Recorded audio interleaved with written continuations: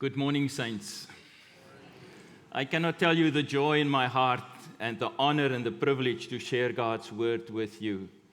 When Matthew asked me if I would be willing to share on Genesis chapter 3, he said, it's about the fall and you resembles it about the best. So will you please come and share with us on that? No, I made that up. He will never do that. He's a too gracious man and a too great a pastor to do that. Let's pray together and ask the Lord. Our Father, our desire is very simple, to sit at your feet and to learn from you. Will you, through your Spirit, come and feed us with the bread of life, that we will hunger and thirst no more?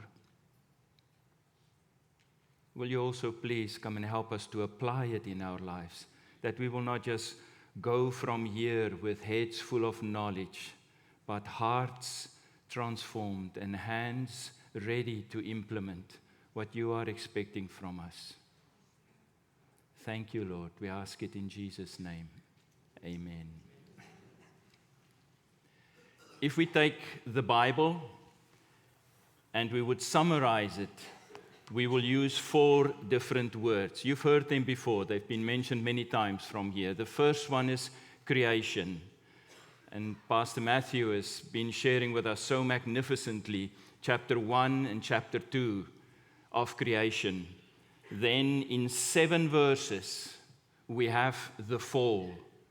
And that is what we are going to focus on today, the fall and the fall out of the fall. So it's creation and then the fall. And then we have redemption, our Lord Jesus Christ coming from the Father. Matthew, Mark, Luke, and John tells his story, his life here on earth, how he died on the cross, how he was buried, rose again, and ascended to the Father. Redemption, what a magnificent Savior. And then the last one, restoration. And I want to read to you Revelation 21 because it describes restoration so magnificently. But it also refers back, as Pastor Matthew has said, to the creation as well. Listen to what he says. He says, I saw a new heaven and a new earth. For the first heaven and the first earth has passed away, and the sea was no more. I saw the holy city, the new Jerusalem, coming down out of heaven from God, prepared as a bride, adorned for her husband. And I heard a loud voice from the throne saying, Behold, the dwelling place of God is with man. Exactly what happened at creation. The dwelling place of God is with man. He will dwell with him, and they will be his people. And God himself will be with them as their God. He will wipe away every tear from their eyes, and death shall be no more. Neither shall there be mourning, nor crying, nor pain anymore, for the former things have passed away. What a magnificent picture. That is where we are going, saints. That is what is lying ahead for us. We are focusing this morning on the fall. The fall took place against a backdrop that is not written in Genesis chapter 3, but it's written in other passages of Scripture. There was an angelic rebellion that took place against God. And let's just read about that rebellion that took place. It's described in Revelation 12:9. He says, And the great dragon was thrown down, that ancient serpent who is called the devil and Satan, the deceiver of the whole world. He was thrown down to the earth, and his angels were thrown down with him. 1/3 of the angels joined him in that rebellion.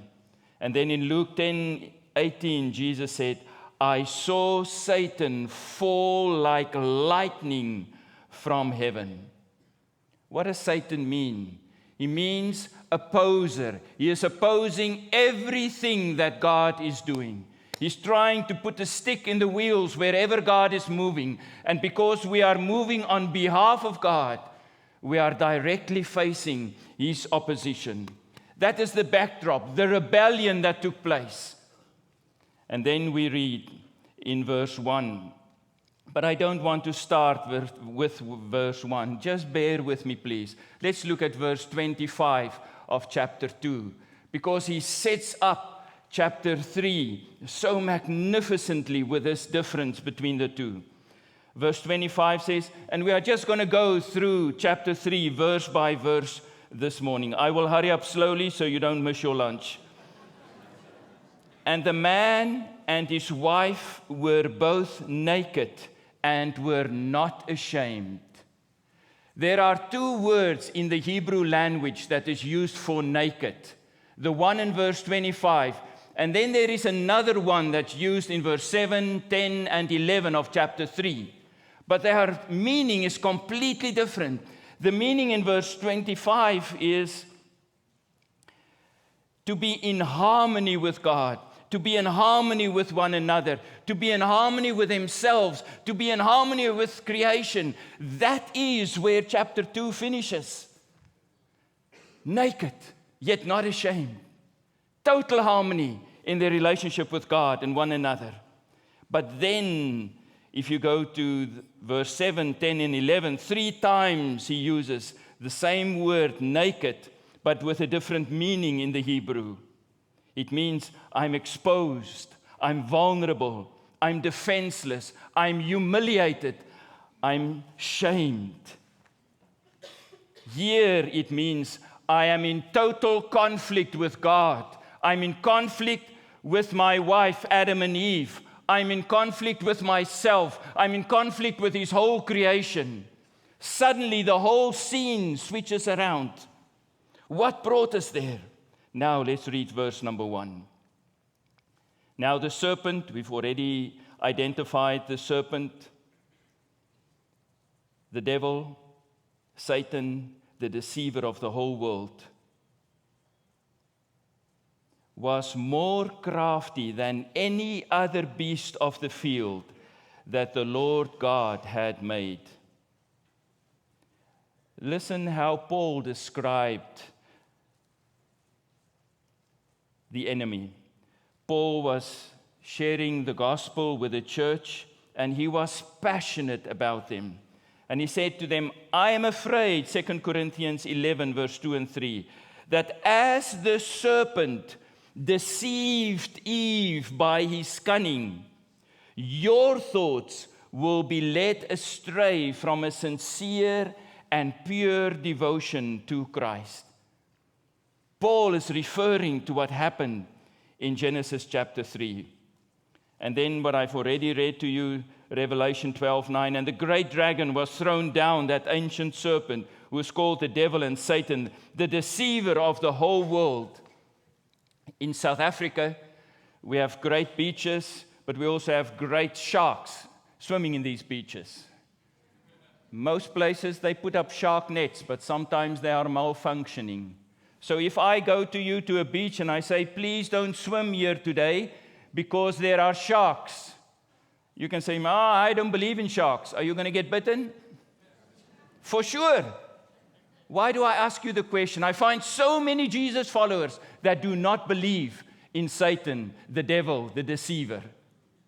He's going to bite you whether you believe him or not. You are going to get bitten in this journey walking with God, because he is opposing to everything that God is doing. And if you are joining God in doing what he's asking us to do, you will be confronted with the enemy. That's why we have seen so many stories on the mission field of the enemy, especially where we are planting churches amongst the least reached, those that have never heard, how he tries from every side to block, stop, deceive the people we are reaching it. He said to the woman, verse 1, did God actually say? I want you to remember this question. Did God actually say? There are two questions I want you to tie the whole message around this morning. This is the first one. Did God actually say? He didn't waste any time to confuse, deceive Eve. Did God actually say, you shall not eat of the tree of the garden? He is so opposed to God. And who is the Word of God? Jesus Christ. He says, in the beginning, we read, God created. John 1 says, in the beginning was the Word, and the Word was with God, and the Word was God. So immediately, in the beginning, he confronted Eve and said, did God really say? Did Jesus really make a difference? Is he the truth, the way, and the life? And the woman said to the serpent, we may eat of the fruit of the trees in the garden, but God said, you shall not eat of the tree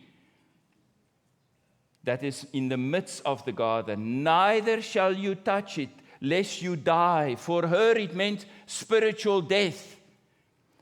For the serpent, for Satan, it did not mean physical death. The question I have is, what make you move from a moment in verse 25 where you are in total harmony with God, total harmony with Eve, and Eve with Adam, total harmony with nature, the creation, total harmony with yourself, and 2 verses further, you want to make a choice that will put you in conflict with God, one another, yourself, and the whole of creation.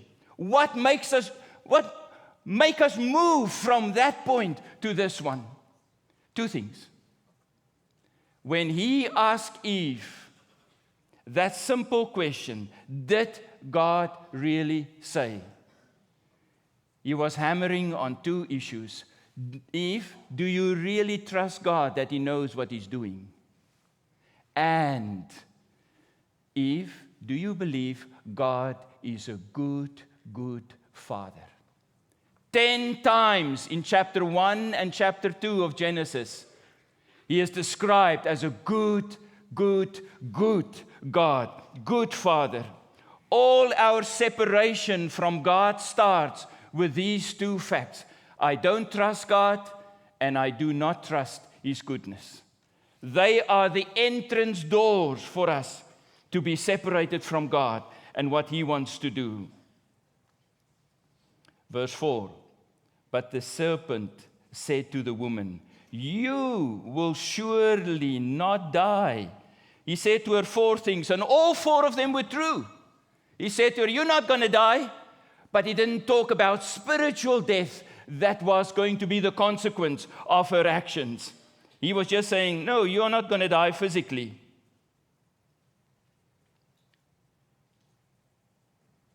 Verse 5. Sorry, let me just read to you Ephesians 2, verse 1 and 2.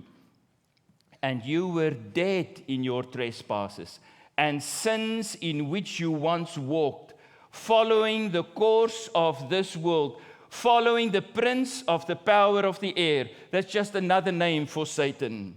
The spirit that is now at work in the sons of disobedience. Temptation always starts with mistrusting God and not believing that God is a good, good Father. Misrepresentation of the character of God. And then he said to her these 3 things. He said, your eyes will be opened, you will be like God, and you will know good and evil. He was right. Every one of the 4 things, you're not going to die, they didn't die. But they were expelled from their relationship with God. Total separation. He says, your eyes will be opened. Open to what? Your own nakedness. He was right. But he did not think, oh, there is another way this thing can turn out. You will be like God. He thought, wow, that would be awesome. Knowing between good and evil, all they knew was evil. Knowing good and evil. Verse 22, God confirmed that. and they were expelled as a result of that. Verse 6. So when the woman saw that the tree was good for food, a delight to the eyes, and desire to make one wise, she took its fruit and ate, and she gave it to her husband who was with her, and he ate. So interesting. These three things are the same things that 1 John warns us against. He says the desires of the flesh, the desires of the eyes, and the pride of life is not from the Father, but is from the world, and the ruler of this world is Satan. So he uses these same three tricks on Eve for her to succumb, and to Adam as well. The fruit was good to look at, beautiful, tasty, the lust of the flesh, and desire to make one wise, the pride of life. He used exactly the same three tricks against David. In 2 Samuel chapter 11, it says, in the times the kings used to go to war, David stayed at home. Big trouble. So he was up on his roof, the lust of the eye, he saw a woman bathing, beautiful. He slept with her, the lust of the flesh, and he killed her husband, the pride of life. Satan used exactly the same with the Lord Jesus in Matthew chapter 4. Jesus fasted for 40 days. He was hungry. Satan said to him, why don't you tell these stones to become bread? The lust of the flesh. Took him on a very high mountain, showed him all the kingdoms of the world, the lust of the eye. Took him to the temple and said, why don't you jump down? The pride of life. Exactly the same test. He's using those same ones today in our lives to derail us. But the second part of that verse is so important. She took the fruit and ate, and she also gave some of it to her husband who was with her, and he ate. He was not in this family room watching television, and she was in the kitchen, and the snake put his head in and, I've got some fruit for you from Amazon. No, they were together in the same place. He followed the whole conversation. What made them choose? Why would they choose to take this fruit? Two things. They wanted to be autonomous. They want to make themselves decide for themselves what is right and what is wrong for me. Can you see where we are in our world today? Exactly at that same place. I will decide what I want for my life. 3 words blocks obedience in our lives: convenience, control, and comfort. Can I say them again? Convenience, control, and comfort blocks us from obeying God. Verse 7, exactly happened what he told them. Then the eyes of both were opened, and they knew that they were naked. And they sewed fig leaves together and made themselves little loincloths. Revelation 3, verse 17 and 18. Jesus was talking about the same thing to the church, and he said, for I say to you, you say, I am rich. You say, I have prospered. You say, I need nothing, not realizing that you are wretched, pitiable, poor, blind, and naked. We are sharing the same thing, what they did in the fall, today where we are. And then, the goodness of God. And we will refer constantly to the goodness of God. He says to him, I counsel you, come, buy from me gold refined by fire, so that you may be rich, and white garments, so that you may clothe yourself, and the shame of your nakedness may not be seen, and salve to anoint your eyes, so that you may see. What a magnificent God that says, bring to me your nakedness, your blindness, and I will exchange it for gold and silver. That doesn't sound like a good business proposition. It's immensely profitable. It's a huge ROI, return on investment. You get gold for your nakedness, blindness, poverty, pity. When we as humans try to cover up our own nakedness, it's always inadequate. We need to live lives where we have nothing to hide, nothing to prove, and nothing to lose. If I stand here this morning trying to prove myself, I've lost. I'm empty. Nothing will go further than this stage because I'm playing into enemy's hands.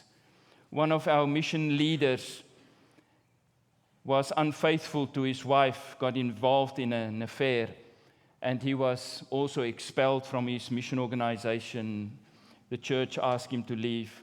It was night for him. He said, I've never been so lonely in my life. The pain, the agony that I went through. He said it was only after 3 or 4 years that these 3 words made sense to me. I need to live a life where I have nothing to hide, nothing to prove, and nothing to lose. If I do not have the liberty to share what I want to do with Karen, I immediately know it's not of God. It's very simple.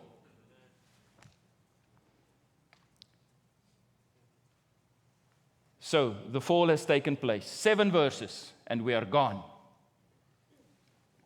What is the next thing that happens? God comes down. Not to talk to Satan and say, how can you dare doing this to my people? No, he came down to his people. Came down to Adam and Eve. Then verse 8, and they heard the sound of the Lord walking in the garden in the cool of the day. And the man and his wife hid themselves from the presence of the Lord. So amazing. God expressing his love, his passion for his creation, for his people that he have made. But the Lord God called and said to them, where are you? That is the second question. The first one Satan used, the serpent. He said, did God really say? This is the other question I want you to tie to your heart today. And that is God's question. And he asks it every day of our lives. Francois, where are you? It's not a question of location. It's not a GPS question. It's not, God, I'll send you a pin. It is a question of relationship. Because that was lost. God was so desiring to have his relationship with Adam and Eve restored. Where are you?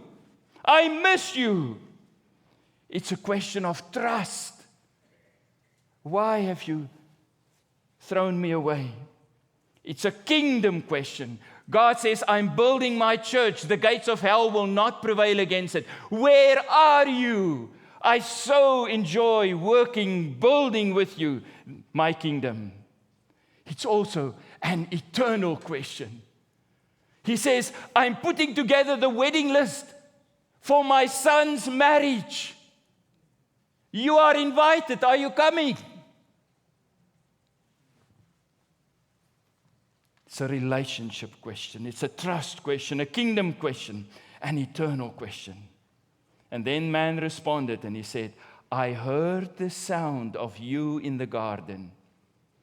And 3 ways he responded. He says, I was afraid, I was naked, and I hid myself. When our relationship with God is not intimate, that is the natural response. That is the fallout of the fall. We live so much in fear, so much in shame, our nakedness. I love that song that we sang this morning. And I'm hiding myself. Verse 11, he said, who told you that you were naked? Immediately God said to him, the two goes together. You are naked because you've eaten from the tree. Have you eaten from the tree which I commanded you not to eat?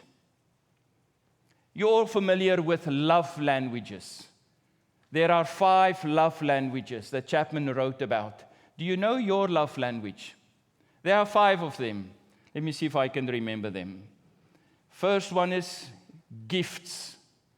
Second one is quality time, touch, acts of kindness, and affirmation. Those are the 5. Normally, we will respond to other people in our love language. In other words, if I love to be touched, I touch others to show my love and affection to them. They may not care about touch. So what is to do? I need to find out what my wife's love language is. It's so different from mine. We had a precious friend, a donor for us in the mission field, and I went to visit him, and I bought him a very nice pen, not this Humpty Dumpty one, a very nice pen, just to express my appreciation and love for all his involvement with him. So I put him on his desk, and I said to him, a very big thank you. You've been such a blessing to us. You've opened so many doors through what you've donated to us. He did this to me. I said, what? I didn't open my mouth. I just sat there, dumbfounded. He said to me, you know, I can buy anything I love, but people do not have the time to come and sit with me and just talk to me. And you've come to sit and listen to me.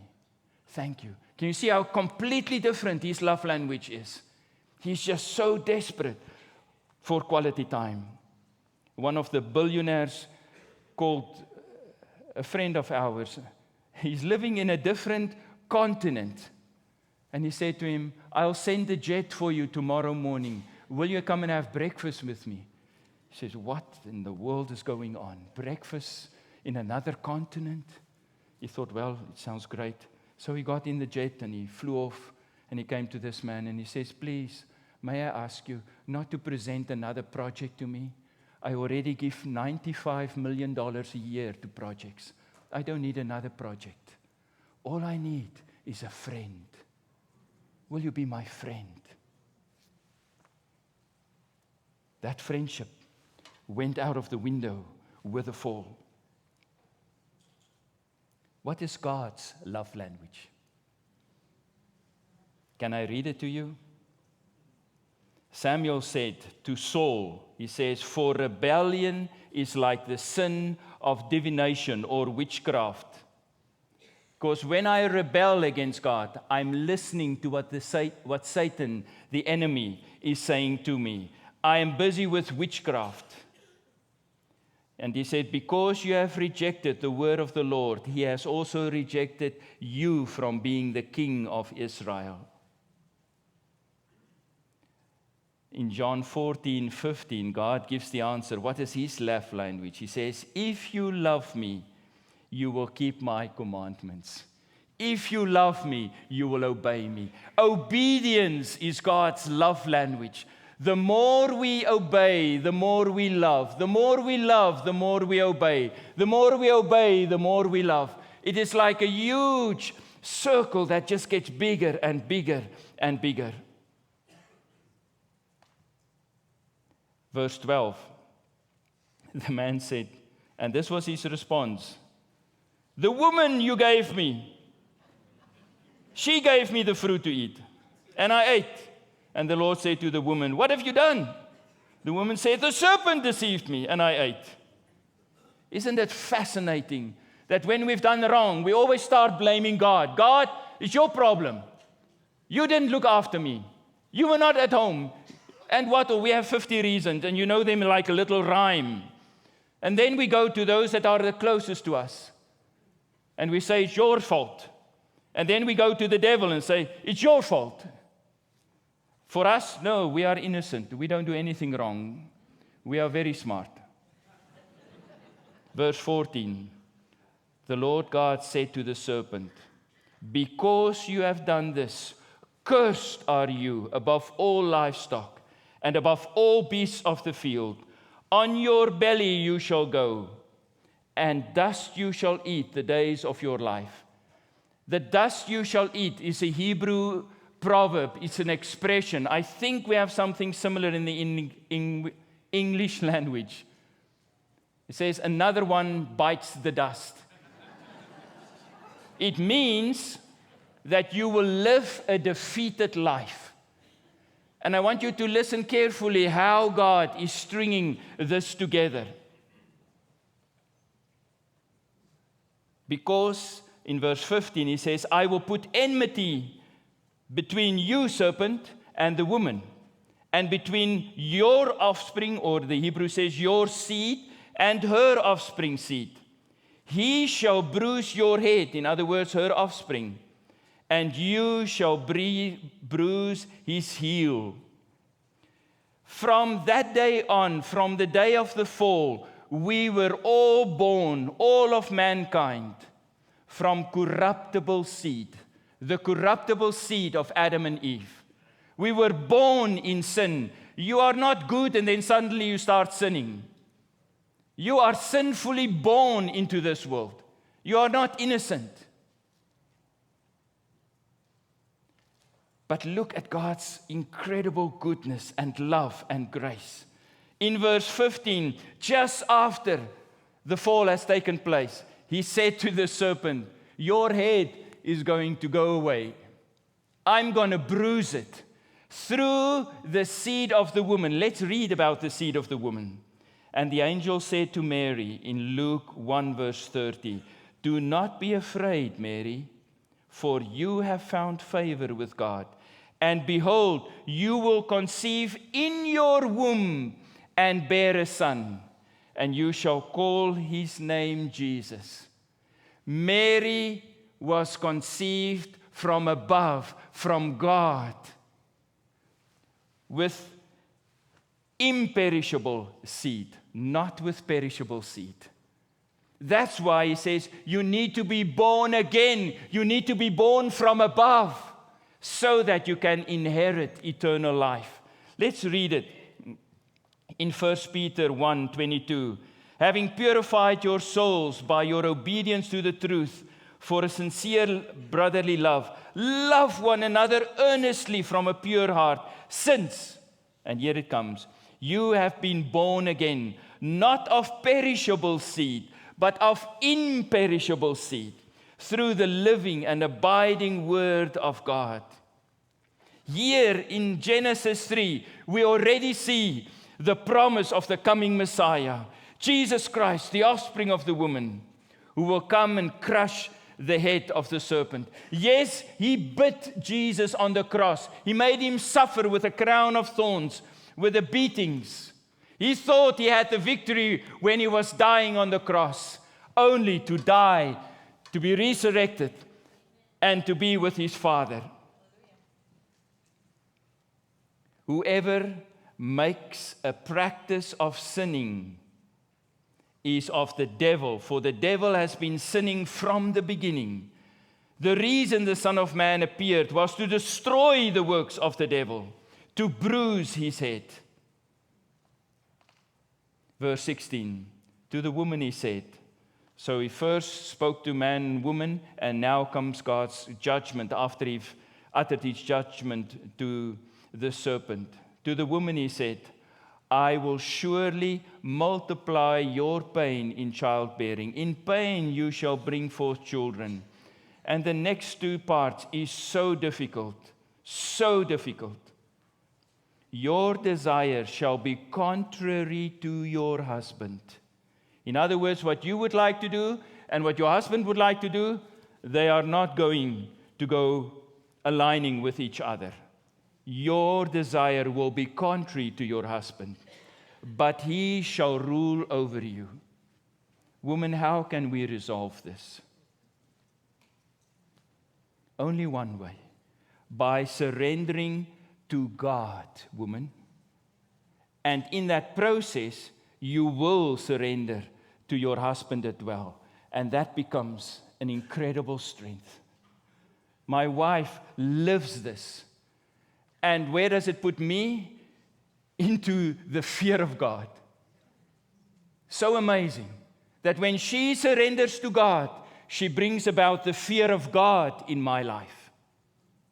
One of our friends, she would go to her husband and say, what you are doing is not right. I'm talking to God about it. And she just leaves it there. She said he changes very, very quickly.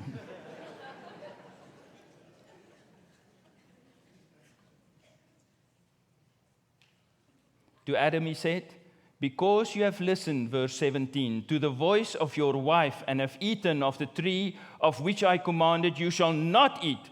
Cursed is the ground because of you.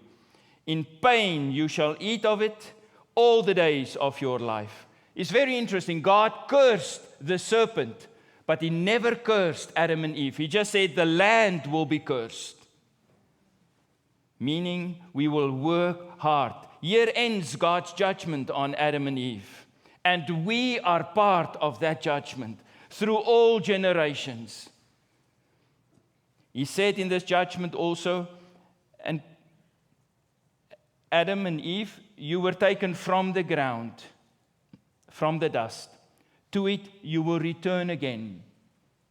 But in Genesis 1, when God created him, he breathed his life into him. His spirit became alive. Our spirit stays alive. Either your spirit is going to be with God in Revelation, what I've just read to you, or in hell, what we've read earlier on. And it's your choice. And for the life of me, I cannot understand why people will choose the one and not the other one. For the life of me, I cannot understand why Adam and Eve chose this intimacy with God to go their own way. Verse 20, the man called his wife's name Eve because she was the mother of all living.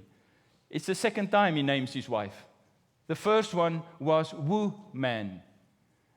And now after the fall, he changed her name. And he said to her, you are Eve now, the mother of all living. No relationship with God.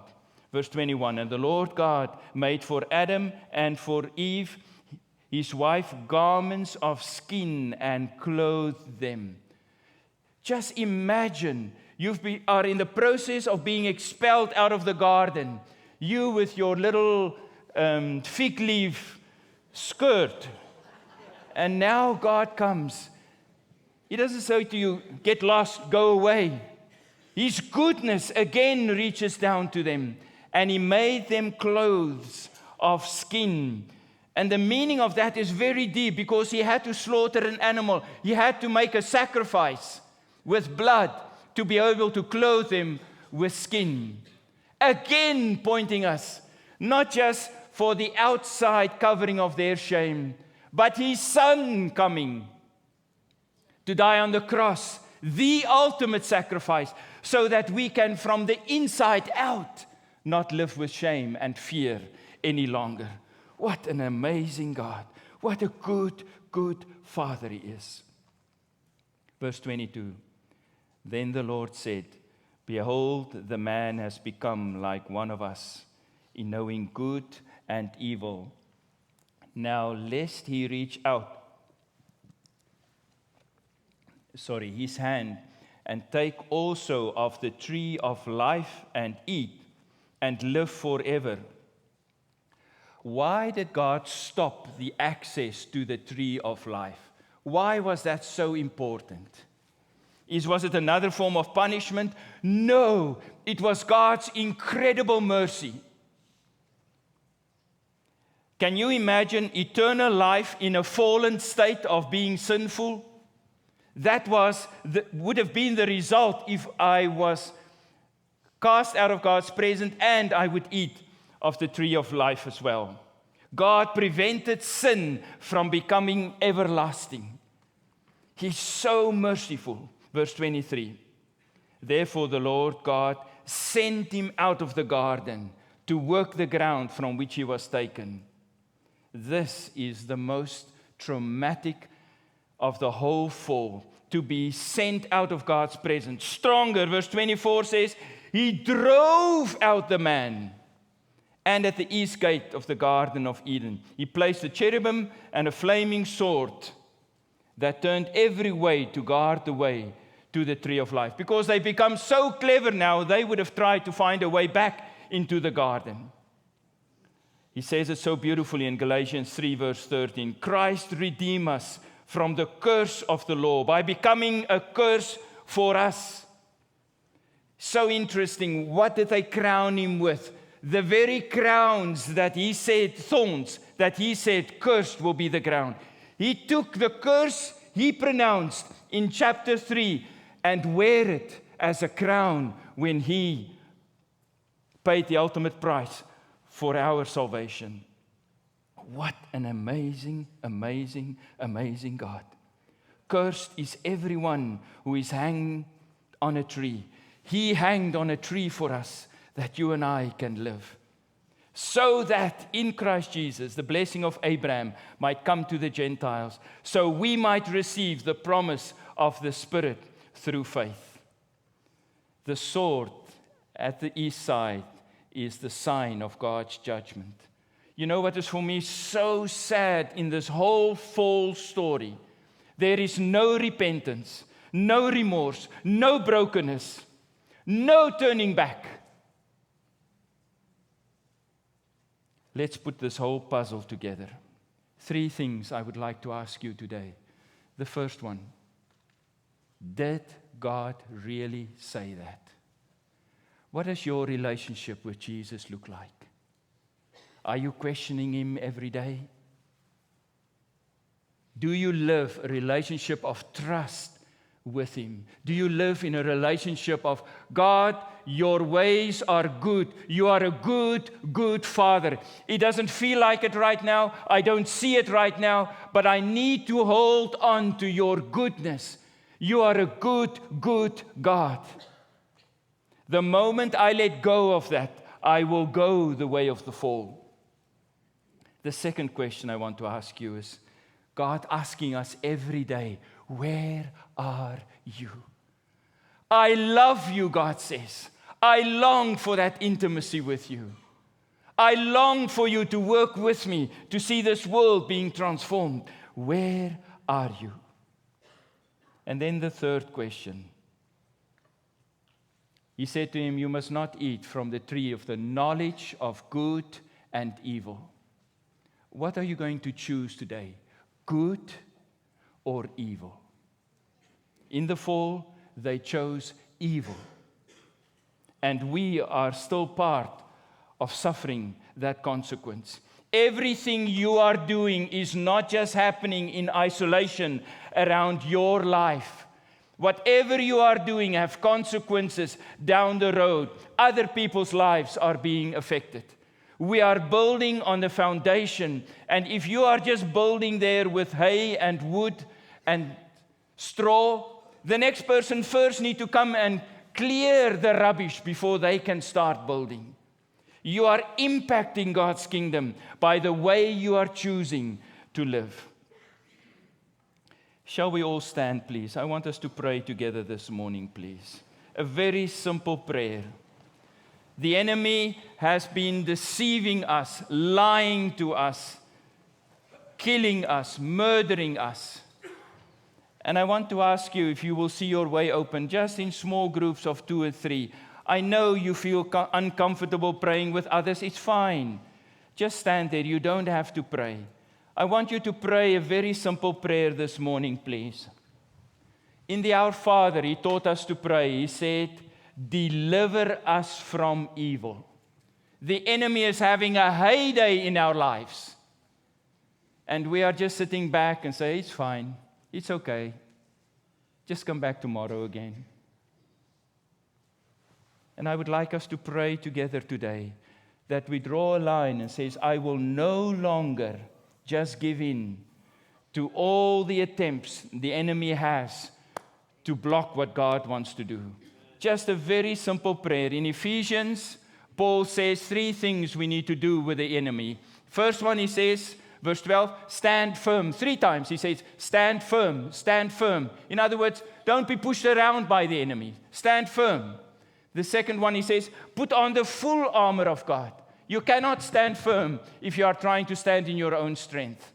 I need the helmet of salvation and the breastplate of righteousness and the belt of truth and the shield of faith and the sword of the Spirit and the readiness as the shoes on my feet to share Jesus, clothed with the full armor. And the third one, he says, resist the devil and he will flee from you. Very simple. Let's just pray in small groups, 2 or 3 or 4 together. Just pray a simple prayer and say, Our Father, you've taught us to pray, deliver us from evil. That's all I want you to pray. And then I'll close for us in prayer.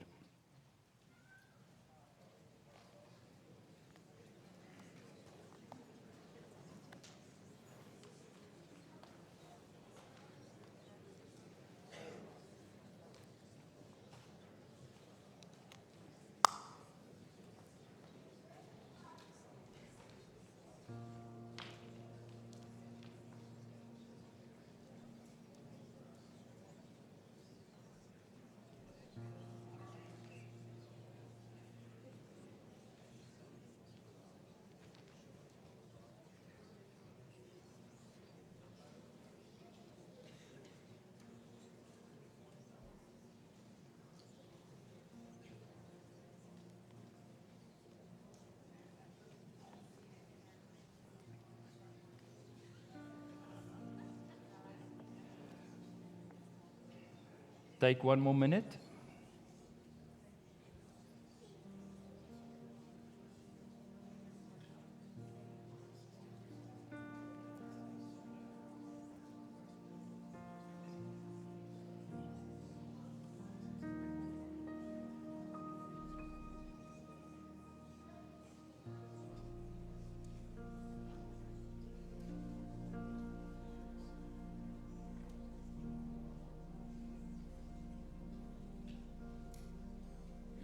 Let's pray together. Can I ask you to join hands if you feel open to do that? If your neighbor doesn't want, it's fine. It's fine. Just put your hand on their shoulder or something like that. Our Father, thank you for Genesis chapter 3. Thank you for showing us clearly this huge war, battle that is raging in the heavenlies. And we are part of that battle because we love you. We are following you. Today, Lord,